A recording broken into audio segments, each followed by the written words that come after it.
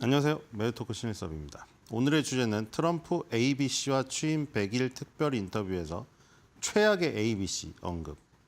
중국 초대받았던 젠슨왕 이번엔 100억간 초청. 실업수당 청구 건수 ISM 제조업 PMI.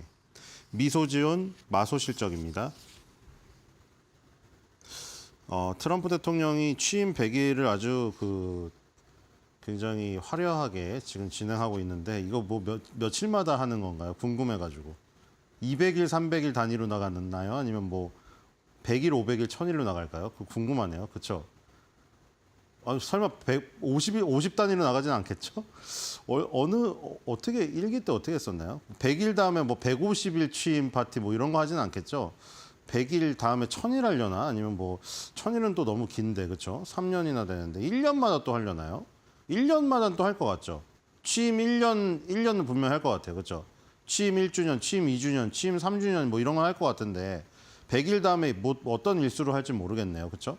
근데 일단 100일은 무조건 할 것 같았죠. 100일이란 단위가 이제 딱 뭐 여러 다른 것도 마찬가지잖아요. 이거 정치뿐만 아니라 100일이라는 단위로 끊어서 하는 뭐 그런 것들이 많기 때문에 그래서 근데 ABC랑 한 건 좀 의외인 것 같아서 왜냐면 ABC가 친하지가 않거든요. 사실 이게 ABC랑 얼마 전에도 트럼프가 소송을 걸어서 ABC가 기자가 뭐 성추행을 당했는데 성폭행으로 방송을 했다고 해서 트럼프가 소송을 해가지고 거의 뭐 우리 돈으로 몇백억을 지금 물어주는 것으로 지금 합의를 했거든요. 트럼프한테 ABC 방송사가 물어주는 것이 됐어요. 그리고 그 대선 기간에도 보면은 해리스는 ABC랑 토론회를 하려고 하고 트럼프는 폭스랑 토론회를 하려고 하고 막 협의를 하다가 막 싸우고 이랬거든요. 그런데 취임 100일 특별 인터뷰를 ABC랑 한 이유는 모르겠으나 자 일부러 그런 걸 보여주려고 한 건가요? 난 다른 뭐 적대적인 방송사와도 이렇게 인터뷰할 수 있다? 근데 끝이 안 좋았어요. 이걸 왜 했는지 그리고 이분을 자기가 몰라서 정보가 없어서 그냥 자기를 찝었다고 했거든요. 트럼프가 당신을 정보가 없어서 내가 선택했다. 그런데 잘못 선택했습니다. 자, 이게 지금 화기애애하게 시작은 했거든요. 시작은 아주 화기애애하게 했습니다. 오벌오피스에 이제 딱 걸린 역대 대통령 사진을 보면서 특히 이제 로널드 레이건 대통령 사진이 조금 더 액자가 커요. 그래서 이제 트럼프가 자기가 특별히 이걸 조금 더 크게 해달라고 요청했다. 이러면서 역대 대통령들 쫙 걸려 있거든요. 링컨도 걸려 있고, 뭐 민주당이 조금 더 많다, 뭐 이런 얘기도 하면서. 그런데 이제 인터뷰를 시작하면서 이 앵커가 장난이 뭐 거의 무슨 상대방을 둔 토론회를 하는 토론자인 것처럼 계속 말을 자르더라고요. 트럼프가 뭐 얘기하면은 말을 막 잘라가지고, 그러니까 사실은 지금 이게 주식 관련 쪽의 경제 쪽 그걸 따다 보니 뭐 이민이나 뭐 이런 거는 얘기를 잘 안 하는데 가장 뜨거웠던 거는 사실 저기 뭐 메릴랜드의 아버지라고 민주당은 부르는데 사실은 뭐 트럼프 입장에서는 MS-13 뭐 깽단이라고 불리는 그거 가지고 엄청 둘이 설전을 펼치다가 끝났거든요, 사실. 뭐 여기 손가락에 MS-13 갱단 문신이 있는 게 지금 뭐 포토샵으로 편집된 사진인데 그걸 트럼프가 소화가지고 그걸 말하고 있느니 뭐니 난리를 쳤어요, 둘이. 그러다가 이제 그만하자고 하고 다음 걸로 넘어갔는데 자, 일단 지난 100일 동안 당신이 한 일 중에 가장 의미가 있다고 생각하는 한 가지는 무엇인다고 했을 때도 결국 그 두 개를 들었어요. 불법 이민을 차단한 거랑 내가 이제 관세로 인해서 돈을 벌어들이면서 무역 적자를 지금 해소하고 있는 거. 그 두 가지가 가장 의미 있다고 생각하는 한 가지를 얘기했어요. 한 가지라고 했는데 두 가지를 얘기했어요. 그래서 이제 우리는 좀 더 주식시장에 관련된 건 이제 관세 부분이니까 물론 불법 이민을 막으면서 나타나는 경제 효과도 있겠지만 우리는 소년간 다른 나라를 또 학대를 받아왔다. 지금 보면은 최강대국 미국이랑은 되게 안 어울리는 단어들 많이 나오죠. 갈취당했고 학대받았다. 갈취와 학대라는 이 두 가지 단어가 우리가 생각하는 초강대국 미국하고는 안 어울리는데 트럼프 입장에서는 갈취랑 학대를 받았다는 거예요. 지금 수년간 학대를 받아오고 갈취를 당했기 때문에 이제는 우리의 시간이다. 우리가 학대를 하고 갈취를 할 시간이다. 뭐 이렇게 주장하고 있는 거잖아요, 지금. 그리고 이제 이분이 관세가 가격을 상승시킬 것이다. 계속 똑같은 질문이죠. 자, 그랬는데 이제 내가 첫 번째 임기 때도 중국에 엄청난 관세를 부과했는데 그때 인플레이션이 엄청 안정적이었다. 관세 부과랑 인플레이션이 만약에 그 연관성이 있으려면은 내가 첫 임기 때도 이기 때만 이런 게 아니고 첫 임기 때도 그랬는데 안 그랬다는 거죠. 그리고 내가 이제 100일밖에 안 되는데 또 이제 항상 지금 두 가지 맨날 강조하는 거 있잖아요. 계란하고 휘발유 가격 내렸다고 두 개. 그렇죠? 계속 하도 계란 외치고 무슨 부활절에 계란이 없으려니 뭐 난리를 쳐가지고 내가 결국에는 계란 가격 낮춰줬고 휘발유 가격 낮춰줬자 이겁니다. 그런데 또 파월 등장합니다. 이러다가 귀 헐겠어요. 파월이 귀를 닫고 있지 않는 이상 이거 정말 매일매일 이렇게 얘기를 하면은 정말 질려버릴 것 같습니다. 이거 질려버려가지고 진짜로 이 파월이 아무리 중립적이고 이러더라도 흔들려가지고 금리 인하를 할 지경이에요. 제가 보기엔 진짜로. 뭐 그러진 않겠지만 파월의 그동안의 저기를 봤을 때 안 하겠지만 정말 귀가 헐 정도로 또 얘기했습니다. 내가 관세를 이렇게 낮춰놨는데 이제 계속 이렇게 인플레이션을 잡아놨는데 계란 가격을 87% 떨어뜨리고 휘발유를 갤런당 1.98로 2달러 밑으로 떨어뜨려 놨는데 유일하게 안 떨어지는 거는 이자율밖에 없다는 거죠. 그런데 왜 안 내리고 고집을 부리고 있느냐. 또 꼬집어서 또 나올 때마다 연방준비제도는 고집을 부리고 싶어한다. 지금 계속 연방준비제도 계속 욕하고 있죠. 뭐 당파적인 행동이다. 파월은 너무 느리다. 그리고 연방준비제도는 고집을 부린다. 이게 트럼프가 가진 생각입니다. 뭐 내년도 5월 달에 이 파월의 교체는 거의 기명사실화된 것 같아요. 이거는 기정사실화. 그렇죠? 일단 그때까지 어떻게 막 끊임없이 계속 싸우겠지만 2026년 5월 달에는 파월이 연장이 되리 싶어요. 근데 물론 만약에 여기서 금리 인하하면 또 칭송할 겁니다. 분명히 트럼프 특성상. 맞죠? 여기서 만약에 파월이 금리 인하면은 파월은 뭐 역대 최고의 의장입니다. 또 이럴 거예요. 립 서비스로. 자, 어쨌든 우리는 매우 잘하고 있다. 숫자를 확인해 보래요. 6개월 뒤에. 그러니까 똑같죠. 캐롤라인 레빗 대변인이 이건 인생의 스냅샷이라고 한 거랑 일맥상통이에요. 트럼프도 지금 힘든 거 생각하지 말고 6개월 뒤에 숫자 확인해 보라 이거예요. 숫자 확인해 봐라. 근데 이제 마지막에 직격탄을 날리면서 또 끝났죠. 계속 인터뷰 내내 말 자르고 공격하고 이러니까 ABC는 최악의 방송사 중에 하나입니다 하고 끝났어요. 그래서 이 지금 앵커가 표정이 벙쪘습니다. ABC랑 왜 인터뷰를 했는지 모르겠습니다. 왜 인터뷰를 했는지 모르겠고. 자, 그다음에 이제 중국에 초대받았던 젠순왕이 이번에는 백악관의 초청을 받았습니다. 자, 젠순왕은 정말 이 사업가로서 뭐 가운데서 굉장히 잘하는 것 같아요. 중국에 가서는 중국하고 30년 동안 거래를 했는데 이대로 포기할 수는 없다. 중국의 맞춤형 서비스를 계속 추구하겠다. 이 얘기를 했고요. 그다음에 외신하고 인터뷰에서는 중국이 거의 다 쫓아왔다. AI에서 바로 우리 뒤에 있다. 화웨이는 훌륭한 AI 기업이다.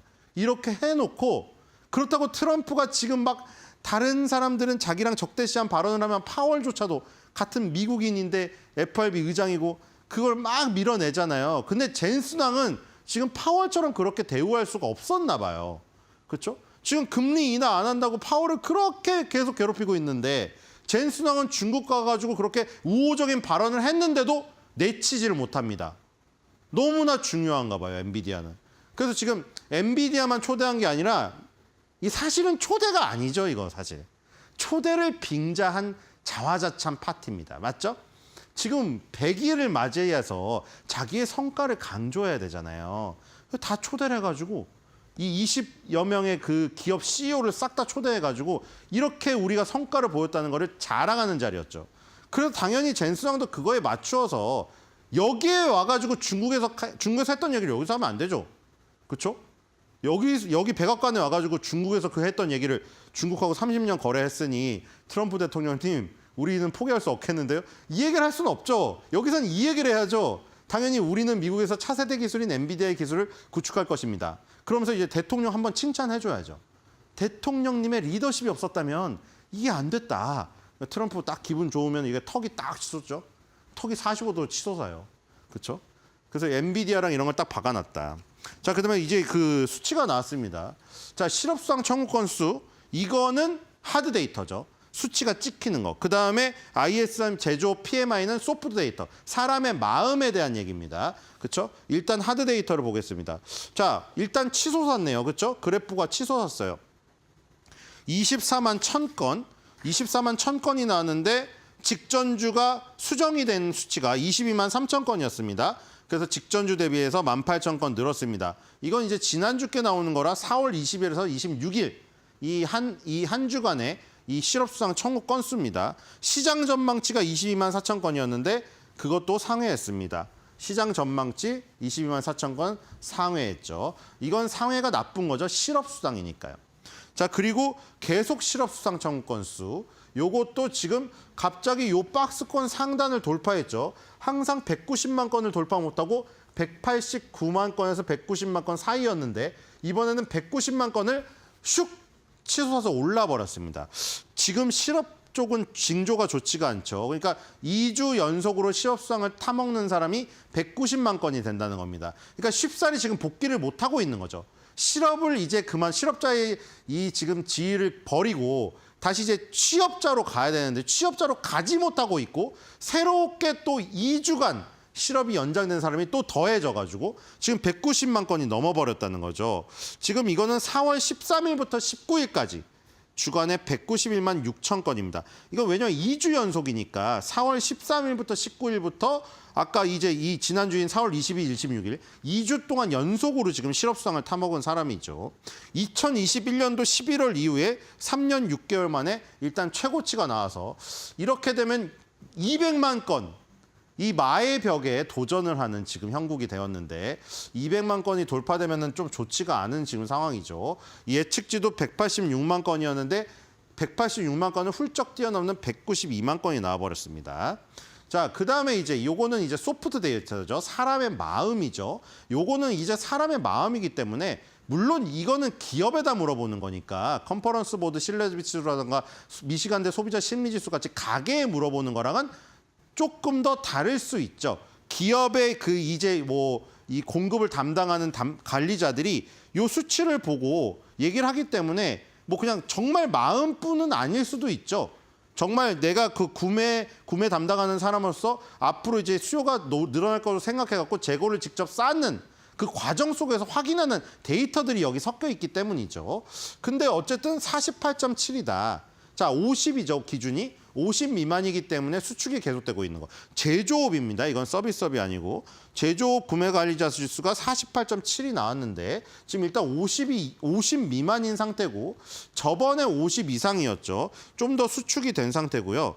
그리고 예상치는 48이었는데 48.7. 예상치는 일단 상회를 했으나 50 미만이기 때문에 계속해서 부정적인 수축 국면은 계속되고 있다. 이렇게 보시면 될 것 같고요. 사람의 마음이 결국에는 전이가 돼서 실질적인 하드 데이터로 찍혀버리면 이제 그게 문제인 거죠. 저런 사람들의 불안감, 가게의 불안감, 기업의 불안감이 실제 소비 지표라던가 저런 뭐 실업 지표로 찍히는 순간 그러면 이제 그게 전이가 돼버린 거죠. 하드 데이터로 굳어져 버리면은 그게 문제가 되는 겁니다. 자, 미소지음 마소 실적입니다. 우리나라가 휴장을 하는 동안 그렇죠? 하루 휴장을 하는 동안 마이크로소프트, 메타 이런 데 실적 발표가 있었는데 굉장히 좋았습니다. 이거는 이제 트럼프의 하나의 무기가 되겠죠. 봐라. 기업들의 실적은 이렇게 좋다. 인플레이션은 안정됐고. 근데 유일하게 파월, FRB만 금리 인하를 안 하고 있다. 이렇게 계속 주장할 수 있으니까요. 자, 마이크로소프트 실적이 이렇게 나오고 나서 시간에서 급등을 했고 어제 본장에서 또 급등을 했습니다. 자, 마이크로소프트 지금 이 매출 보도록 하겠습니다. 플러스 13% 났네요. 70.1 빌리언 달러. 자, 순이익은 마이너스 18%, 25.8 빌리언 달러. 주당 순이익을 환산했더니 3.46 나왔습니다. 18% 플러스. 자, 영업이익도 플러스 16%, 32 빌리언 달러. 자, 뭐 영업이익하고 뭐 순이익하고 다 좋은 거죠. 매출에서 매출 총이익, 매출 원가 빼면은 이제 순이익이 나오고 영업이익 같은 경우는 판매 관리비. 영업을 잘해서 벌어들인 이익, 그다음에 매출 관리, 원가 관리를 잘해서 벌어들인 순이익 다 좋았습니다. 자, 그다음에 이제 마이크로소프트 같은 경우는 이렇게 세 개의 거대한 카테고리로 나누어져 있죠. 앞에 두 덩어리가 크고요. 요게 좀 작습니다. 맨 앞에 이제 프로덕티빌리티 앤 비즈니스 프로세스 나왔죠. 생산성 및 사업 사업 프로세스 이 부분인데 여기에 바로 MS365 아니면 링크드인 같은 구독 서비스가 있습니다.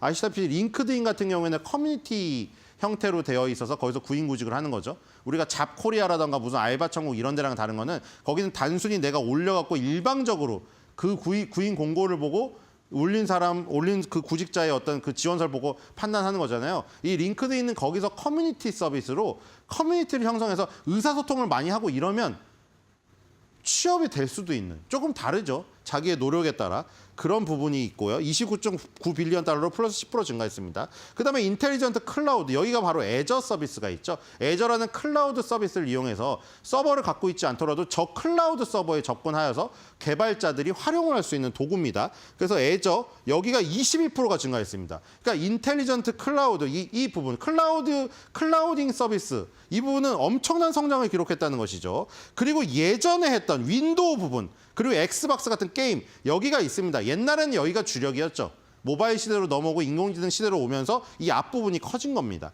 옛날에 그 인도 이 부분도 결국 플러스 6% 아직도 증가를 하면서 13.4 빌리언 달러를 기록했고요. 그러니까 전 분야가 성장을 했고 특히나 지금 제일 강조되고 있는 구글이나 무슨 이런 회사랑 다 경쟁하는 이 클라우딩 서비스 있죠. 여기가 무려 21% 성장하면서 아주 압도적인 성장을 보였습니다. 자, 그리고 어닝 서프라이즈죠. 지금 68.44 빌리언 달러 예상됐는데 70.07 빌리언 달러로 매출 서프라이즈 나왔습니다. 2.38. 4분기 연속 서프라이즈고요. 순이익도 마찬가지입니다. 지금 3.22 달러 예상됐는데 3.46 달러 이 나오면서 4분기 연속 서프라이즈 나왔습니다. 자, 마이크로소프트의 실적이 결국 꺾이지 않았죠. 메타도 마찬가지고 매그니피센스 7. 이 마이크로소프트랑 메타가 결국 엔비디아의 실적으로 이어집니다. 그렇기 때문에 지금 이런 그 나비 효과가 굉장히 좋았던 거죠. 자, 실적이 어닝 서프라이즈 나오니까 단번에 갭 상승이 나오면서 이 지금 200일선과 21선을 동시에 날려버렸습니다. 두 개로 확 뛰어넘어 버렸죠. 고점과 고점을 연결한 추세선까지 다 날렸습니다. 자, 주봉 월봉으로 볼까요? 이번에 또 굉장히 중요했죠. 주봉에서도 20주선과 50주선을 단번에 돌파하는 장대 양봉이 이번 주에 출현했습니다. 상승세에 복귀했죠. 여기서 위기였잖아요. 관세 전쟁까지 있으면서 400달러에서 바로 340달러로 급전직하한다 하면서 200주선까지 터치했거든요. 여기서 단번에 2주 만에 다시 올라갔습니다. 역시 마이크로소프트의 저력이고요. 결국 그 자리가 여기 월봉에서도 50개월선 자리였죠. 자, 50개월선 절대 깨지 않습니다. 지금 언제부터죠? 이 마이크로소프트 대단하죠. 모바일 시대 때도 죽지 않았어요. 2013년부터 10년까지 50개월선만 가면 저점이었습니다. 이번에도 증명이 됐고요. 결국에 마이크로소프트 이번에 실적이 좋게 나오면서 20개월선마저 뛰어넘었습니다. 결국 신고가 근처에 다시 다 갔죠? 그렇죠? 아무리 어렵다 하지만 마이크로소프트는 이미 다 신고가 다시 돌파 직전 그 관세 전쟁 직전 수준까지 이미 올라가 버렸습니다. 자, 오늘의 한 줄 몇 평입니다. 아까 ABC와의 100일 기념 인터뷰에서도 트럼프가 또 파월 얘기를 했는데요. 고집을 계속 부리고 있다 이거죠. 그래서 트럼프가 또 만약 전화해서 이런 말을 할 수 있지도 않을까 생각이 됩니다. 트럼프, 파월 더 이상 고집 좀 부리지 마소.